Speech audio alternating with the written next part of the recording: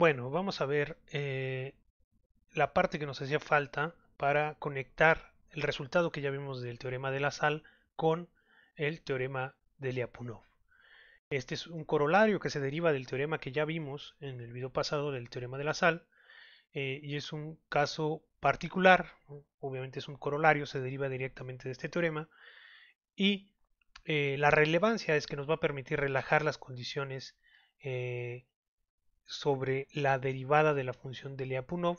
La condición específicamente es la condición de para probar estabilidad asintótica usando una función de Lyapunov requiere que la derivada con respecto del tiempo de esta función sea negativa definida fuera del punto de equilibrio que estamos analizando, ¿no? Que ya sabemos que sin pérdida de generalidad puede ser siempre el origen.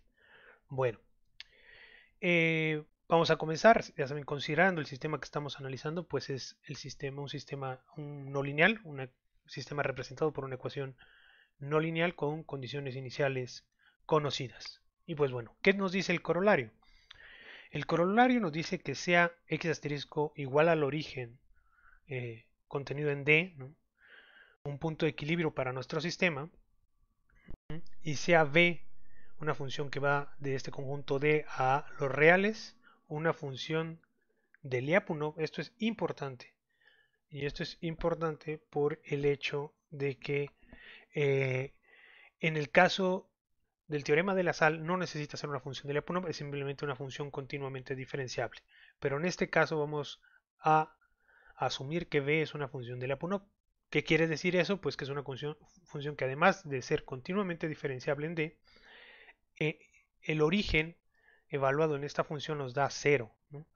Es una función positiva definida fuera del origen y su derivada con respecto del tiempo es menor o igual a cero en D, para toda x en D. Entonces, eso es lo que tiene que cumplir ahora la función B. La función B es una función de Lyapunov propiamente. Ahora, el siguiente componente de este corolario, o la siguiente eh, hipótesis que vamos a tener es que, o bueno, vamos a definir primero S, ¿no? S es el conjunto de todos los puntos o todas las x en D que hacen a la derivada de la función de Lyapunov igual a cero. Son todos los puntos que hay en D que en el momento de evaluarlos en la derivada de la función v con respecto del tiempo nos va a dar cero. Y la siguiente hipótesis es, o lo que nos dice es que si ninguna solución diferente a la solución trivial o a la solución igual a cero, que es x asterisco en este caso, se mantiene idénticamente en S, o se queda invariantemente en S, entonces x asterisco igual a cero, el punto de equilibrio en el origen, es asintóticamente estable en D. ¿Cuál es el detalle aquí o qué es lo que cuál es la em, relajación respecto al caso de Lyapunov? Bueno, estamos probando, y lo voy a remarcar aquí, estabilidad asintótica en D. Y únicamente estamos requiriendo, lo único que le pedimos a la derivada de la función de Lyapunov es que sea menor o igual que cero en D. Lo cual, en el caso de Lyapunov, si aplicamos el teorema de Lyapunov para probar estabilidad asintótica, necesitamos que la derivada con respecto del tiempo de v sea estrictamente menor que cero, ¿no? Negativa definida en d fuera del origen. En este caso no. En este caso puede haber más de un punto en d, o sea, otro punto diferente del origen, tal que haga esta derivada igual a cero. Y ese conjunto de puntos, pues es el conjunto S. Todos los puntos que están en D, que hacen a la derivada de Lyapunov igual a cero, los vamos a llamar, son los puntos que pertenecen a S, ¿no? Ese conjunto es S. Entonces, nos relaja la condición de Lyapunov a cambio de revisar que ninguno de estos puntos que están en S, que no sean el origen, se queden invariantemente ahí, ¿no? Se queden iguales, ¿no? O sea, sean invariantes en S, ¿no? Voy a dibujarlo para explicarlo un poco mejor. Aquí vamos a tener D, que es el conjunto, ¿no? Donde siempre tomamos la función, el dominio de la función B. Este es D. Y vamos a tener algunos puntos que voy a poner en naranja, el origen, nos va a hacer b punto igual a 0, ¿no? Pero puede haber, voy a poner otros dos puntos, ¿no? Aquí.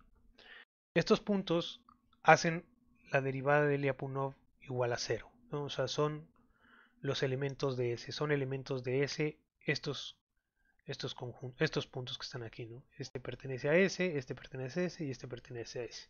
Quiere decir que en el momento de evaluar estos puntos en la función b punto nos va a dar 0. Si yo inicio en este punto, o la solución inicia en este punto correctamente, y no me quedo en este punto, ¿no? Entonces ese punto no es invariante, no igual aquí, ¿no? Si yo inicio aquí o paso por aquí y no se queda la solución, si la solución pasa por este punto y no se queda atorada en ese punto, entonces no sería invariante, ¿no? Eh, si pasa eso y el único punto que es invariante en ese es el origen, entonces podemos concluir que el origen es asintóticamente estable en D. Pero tenemos que verificar que la solución no se queda atorada en estos otros dos puntos.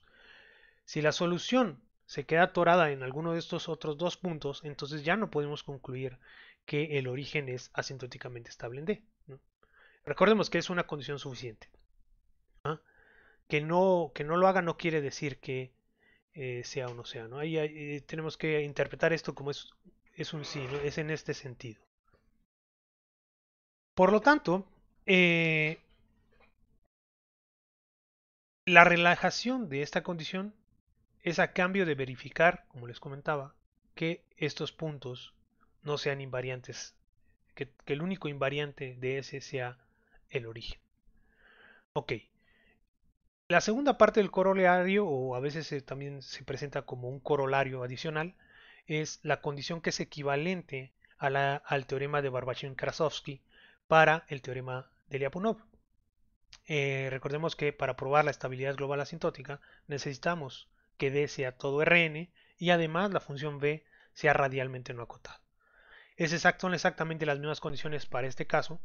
Si pasa esto eh, y aplicamos la sal, entonces podemos probar que X asterisco es global asintóticamente estable, ¿no? O sea, si revisamos el caso anterior y además esto que está acá, entonces X asterisco es global asintóticamente estable. Son las mismas condiciones de Barbachin-Krasovsky, pero ahora con el, la relajación debida al teorema de la sal.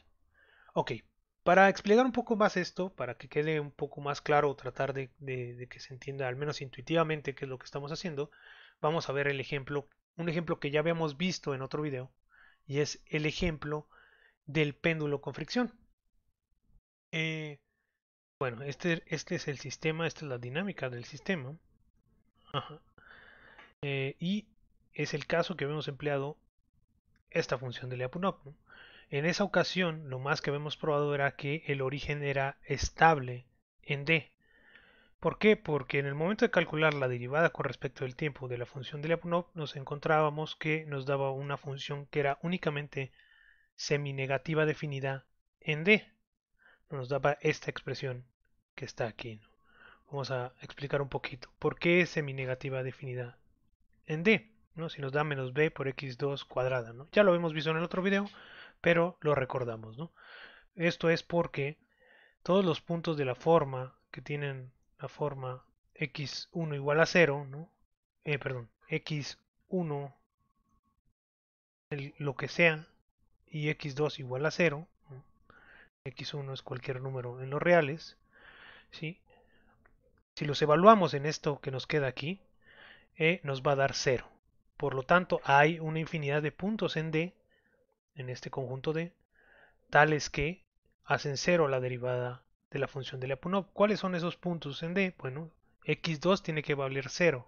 Si x2 vale 0, quiere decir que, bueno, vamos a dibujar primero D, ¿no? Entonces está entre menos pi y pi en x1, este es x1, este es x2, y son todos estos puntos que están dentro de esta franja, ¿no? Este sería D. Pero los puntos que hacen 0 a la derivada de la función de Lyapunov, en que están en D, pues es una franja, ¿no? Que está comprendida. X1 puede valer lo que sea mientras esté en D, o sea que puede estar aquí, pero x2 tiene que valer 0. Entonces son todos estos puntos que están comprendidos entre menos pi y pi, ajá, que están en el eje x1. Todos estos puntos hacen 0 a la derivada de la función de Lyapunov. Entonces, este conjunto, este es el conjunto, de hecho, este es el conjunto S para el corolario de la función del teorema de la sal, ¿no? Este es el conjunto S que vamos a utilizar para aplicar el corolario del teorema de la sal. Eh, Vamos a ver los dibujos, ya los habíamos mostrado, ya los había mostrado en alguna otra ocasión. Voy a dibujar nuevamente aquí D y S. Nada más que aquí X1 está en este eje y X2 está en este eje. Nada más para tenerlo en cuenta. Y vamos a dibujar estas líneas, ¿no? Primero lo voy a usar con color. Vamos a usar un color más brillante, ¿no? Entonces 3.1416, que es pi y menos pi, son estas franjas que estoy poniendo aquí. Dentro de estas franjas, pues, estaría D, sería todo este sería el conjunto D, y S sería esta línea que está aquí. Lo voy a poner con, sería, tiene que cruzar por el origen, ¿no? Son todas estas líneas. Sería esta línea que estoy dibujando aquí, ¿no? Entonces, esta sería S, ¿no? Y D, pues sería todos los puntos que están aquí adentro. Ok, entonces lo que nos pide el corolario del teorema de la sal es revisar todos los puntos que están en S y mostrar que el único punto que es invariante en S es el origen, ¿no? Si hay otro punto invariante en S, entonces pues no podemos concluir la estabilidad asintótica. Eh, para eso pues tenemos que revisar la condición de que sea invariante un punto, ¿no? ¿Cómo lo checamos? Pues tenemos que ver la dinámica del sistema y si la solución en el siguiente instante de tiempo nos mantiene en el mismo conjunto del cual tomamos ese punto en el que iniciamos o en el que revisamos la solución, entonces nos estaríamos refiriendo a un conjunto invariante. Un punto de equilibrio ya sabemos que es un punto invariante, ¿no? Si iniciamos en este punto de equilibrio, para todo tiempo posterior, pues la solución se va a mantener en este punto de equilibrio. Entonces vamos a revisar cuáles son los puntos que están en S, que son invariantes, y para eso pues tenemos que recurrir a la dinámica del sistema. Vamos a tomar cualquier punto arbitrario que esté en S, o sea que tenga la forma x1 y 0. Vamos a escribir primero S formalmente, ¿no? S son los puntos que están en D, tales que x1, ¿no? Pues para que esté en D tiene que estar entre menos pi y pi, y x2 pues es cualquier número real que esté en D, ¿no? Recordemos, aquí x2, no, para que esté en S tiene que ser 0, perdón, x2 tiene que ser 0 para que pertenezca a S, ¿no? Aquí x2 para que esté en S todos los x2 tienen que valer 0. Entonces esta es la estructura, la forma que tienen los puntos que están en S, ¿no? Este es el conjunto, de hecho es la definición del conjunto S para nuestro caso. Entonces vamos a tomar cualquiera, ¿no? Que no sea el origen lo vamos a dejar al final. Vamos a pensar que yo tomo, por ejemplo, el punto x1 puede valer menos pi medios, y o pi medios, vamos a ponerle pi medios, ¿no? Y para que esté en S, x2 tiene que valer 0. Este punto está contenido en S, que está contenido en D. Entonces está en D y también está en S. Es un punto que está por aquí, ¿no? Pi medios. Ok, ¿qué pasa si evalúo este punto en mi sistema, en la dinámica de mi sistema? Si es invariante quiere decir que me voy a volver a meter a un punto que tiene la misma forma, ¿no? O sea, si hace invariante S quiere decir que el siguiente instante de tiempo voy a tener un, un punto o una solución, correctamente más bien, una solución que es de la forma x1, lo que sea, y 0. O sea, x2 tiene que seguir siendo 0 una vez que evalúo este punto en la dinámica de mi sistema. Vamos a ver qué pasa. x2 vale 0, ¿estamos de acuerdo? Quiere decir que si x2 vale 0, x1 se va a mantener constante, ¿no? La derivada de x1 va a ser 0 y por lo tanto x1 va a seguir siendo pi medios en el siguiente instante de tiempo. Nos vamos a seguir quedando en pi medios. Ok, vamos a ver qué pasa con x2. Si ahora evalúo este punto en x2, tengo que x2 valdría 0, ¿no? Esto vale 0 y tendría igual a menos a seno de pi medios. ¿De acuerdo? Recordemos que a y b son constantes positivas, ¿no? Eso ya lo sabemos. ¿Qué es a y b? Ok, son constantes positivas, entonces esto es un número positivo menos un número positivo por seno de pi medios. Pero seno de pi medios no vale 0. ¿Estamos de acuerdo? Entonces quiere decir que en el siguiente instante de tiempo, o más bien en ese momento, la derivada de x2 no vale 0. Entonces, forzosamente, en el siguiente instante de tiempo, x2 no se va a mantener en 0. Va a aumentar o va a disminuir, ¿no? En este caso, seno de pi medios, pues no nos va a dar nos va a dar un número positivo, entonces iría para abajo, ¿no? O sea, decrecería forzosamente, no nos quedaríamos en cero, sino nos daría un valor, eh, un incremento diferencial, pero negativo. Ya no seguiríamos en cero. Si le hacemos un zoom a esto, ¿no? Si le hiciéramos un zoom a esto, querría decir que la solución, si yo inicio aquí, de alguna manera, otro color que sea más vistoso, se va a ir hacia abajo en ese instante de tiempo. No se va a quedar en ese. En el siguiente instante de tiempo se va a salir de ese, ¿no? Si lo vemos aquí, ¿no? Querría decir que si iniciamos por aquí, ¿no? Querría decir que se saldría de ese. Si iniciamos aquí en este S, nos estaríamos saliendo de ese en el siguiente instante de tiempo. X2 ya no sería cero, entonces ya no tiene la forma ya no tiene la estructura que nos dice que pertenezca a ese. Ya no pertenece a ese en el siguiente instante de tiempo. Entonces, este punto no sería invariante. Aunque esté en ese, no haría invariante a ese. ¿Estamos de acuerdo? Bueno, ahora aquí puse un ejemplo muy particular que es pi medios. Pero podemos poner cualquier otro punto diferente del origen que esté en S y podemos ver que si aquí yo en lugar de ponerle pi medios le pongo una x1 arbitraria diferente de 0, ¿ah? Y obviamente que esté en D, o sea, no puede ser ni 0, ni menos pi, ni pi. Entonces, siempre nos va a dar un número diferente de 0 este menos a seno de x1. Siempre va a ser diferente de 0 en S sin el origen. Siempre va a ser diferente de 0. Los únicos puntos que hacen 0 al seno son 0, menos pi, pi, y esos ni siquiera están en D. Entonces, bueno, todos los múltiplos de pi, ¿no? Pero en D el único punto que hace 0 a x2, la derivada más bien, que hace 0 a la derivada de x2, es el origen. No hay otro punto en D y no hay otro punto, por lo tanto, en S que haga 0 la derivada de x2. Por lo tanto, siempre nos va a sacar del origen en x2. O sea, siempre cualquier punto que yo le dé aquí nos va a mover fuera de esta línea. Forzosamente, o aquí si quiero ver, siempre nos va a sacar de D en el siguiente instante. Nunca nos va a mantener invariantemente en este conjunto. El único punto que nos va a mantener en S de manera invariante es el origen. El origen es el único punto que sí nos va a dejar invariantemente en S. ¿Por qué? Porque menos a seno de 0, pues sí es 0.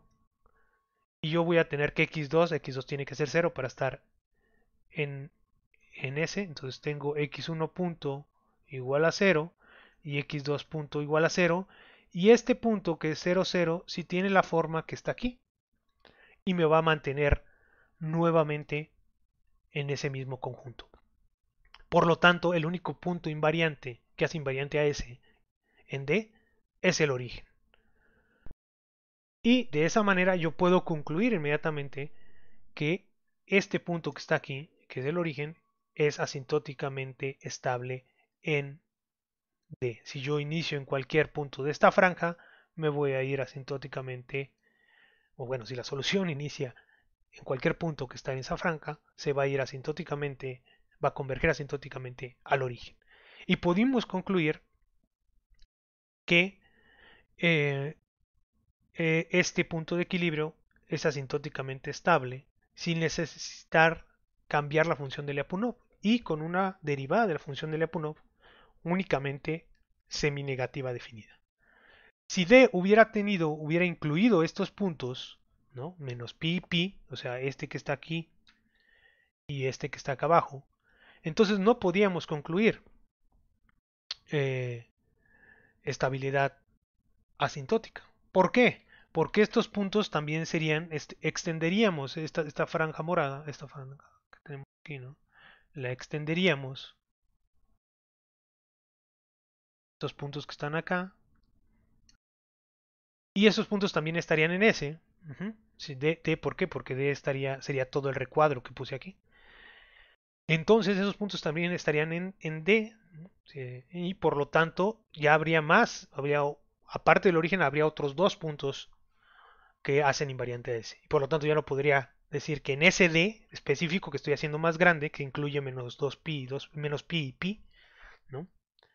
Eh, que, de hecho aquí hay unos, ¿no? No los dibujé aquí. Es algo importante.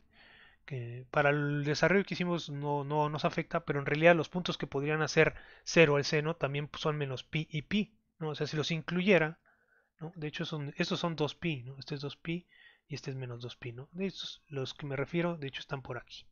Si yo bastaría, de hecho, con que yo incluyera esto no fuera abierto y fuera cerrado, para que no pudiera concluir estabilidad asintótica en D. ¿Por qué? Porque estos puntos también hacen cero a x2 punto. Y si hacen 0 a x2 punto, entonces el, el punto menos pi 0, ¿no? Este punto menos pi 0 sí hace invariante a ese, ¿no? Eso ya hace invariante a ese.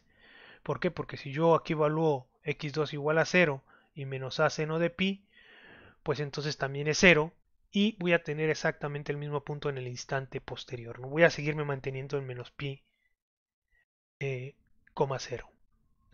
Pero como no los estoy tomando realmente en este caso, por eso definí el conjunto D de esta manera, ¿no? X1 que pertenece entre menos pi y pi.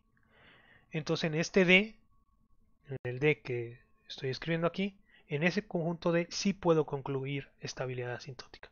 Porque el único, recalco, porque el único punto que es invariante en ese es el origen. No hay otro. No están incluidos menos pi y pi. Si yo extendiera igual a 2pi, pues habría 4, ¿no? Y así. Entonces es importante entender dos cosas de este corolario, que la primera, sí, podemos relajar esta condición, no tuvimos que cambiar la función de Lyapunov, pero a cambio tuvimos que restringir D y revisar que en ese D el único invariante de S fuera el origen.